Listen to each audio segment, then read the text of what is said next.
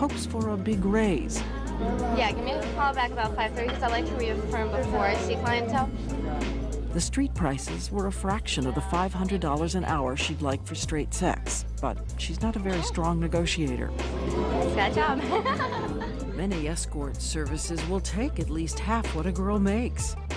Women often move from one area of the industry to another. So, you know, for a year they might be working on the streets, and then they might work in a strip club and then an escort agency or then a brothel. Moving back and forth in the shadows. As we said, statistics about who the women are hard to find, but we're told that most of them are from broken homes. They're heavily Black and Latino, but there's a bulletin for parents in every neighborhood.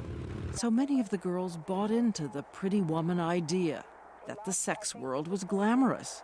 They never intended to go all the way. It was like the teeny outfit, and I'm thinking, oh, okay, I guess I'm gonna be stripping, or, you know, I really didn't know what I was getting myself into. Danielle Douglas was a college student from a well-off town when a guy she was dating said he could help her make extra money. I just figured, well, yeah, I'm a starving student. I need extra cash. Why not? Why? You could have gotten some other job. Maybe the money wouldn't have been as fast, but made the money and kept yourself. Why? It's really a good question, and I don't have the exact words to answer it other than I was so impressionable and my self-esteem was so low that I was willing to risk my body and my mind. I was raped at the age of 12 from a boyfriend. But you had emotional problems? Oh, yes. Where were you in your head when you were doing that? I was numb, completely numb. More on Danielle's life with her pimp later. Back in Reno, Jessie is struggling to hold on to herself and her drug addiction, which is growing. Women and girls end up using substances to kind of cope. I mean, obviously part of this is the numbing factor, that you have to begin to numb yourself to the abuse, to the exploitation, to the degradation. She now decides that maybe the answer is to become one of the thousands of applicants to join a brothel. There are approximately 30 legal brothels in the nation, all in Nevada. Pretty soon you're gonna have to be on that. I love you too. Go. First stop, the state of Nevada requires a medical and criminal background check. In the car with Jessie, another applicant, Jenna Lee. We can't show you her face, but she's very pretty and sunny, like a cheerleader turned single mom. She tells us she's never done this before, but like so many women, TV and the movies make it seem an adventure. I'm going in like happy, like stripper dancer kind of, like, you know, really upbeat, like outgoing, like fun girl that like just like, you know, like I really find, like, I'm not crying about it. I'm not upset. You know what I mean? Like I'm stable. You'll do well. I'm just, yeah. To be honest, it's not much different than going home drunk from your college, you know, frat party with, and just ending up with some guy, yeah. Except you get paid.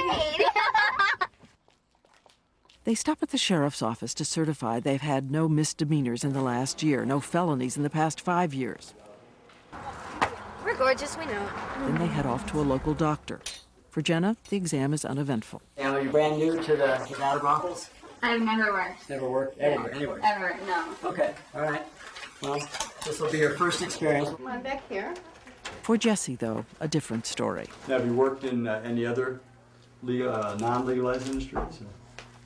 Yeah, I have, honestly.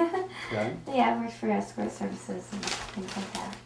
Good luck. Jessie is more embarrassed about her drug use than being a prostitute. She tries to give blood.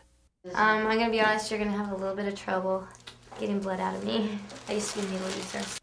30 minutes later, the nurse is still trying. Drugs like heroin collapse usable veins. How long did you use? I mean, I used to shoot up 50 times a day. Only towards the end, I was using methamphetamine. That's a big needle. But it's worth it. Working at a ranch, it's worth it. Not getting anything here. You won't.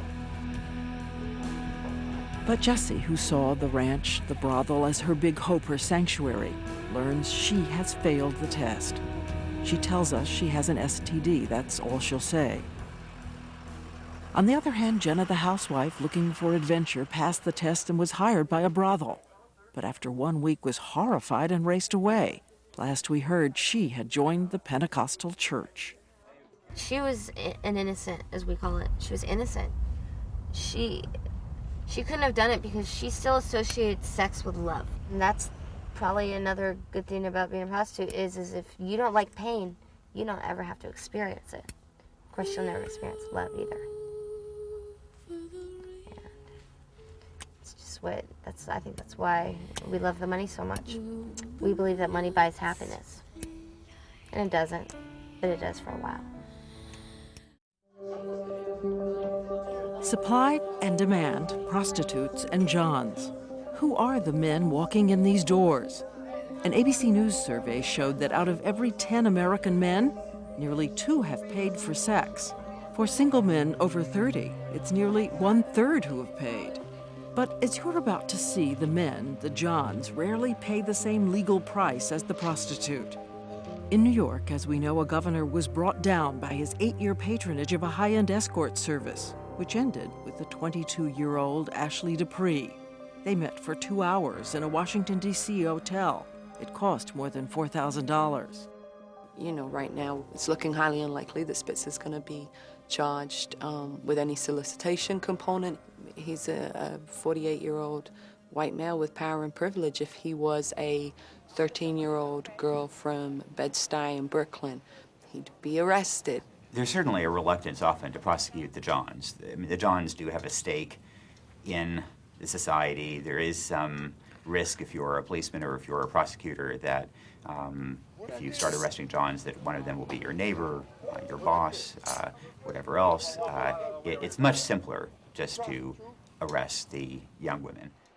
And much simpler to prove the case against the women, usually more concrete evidence.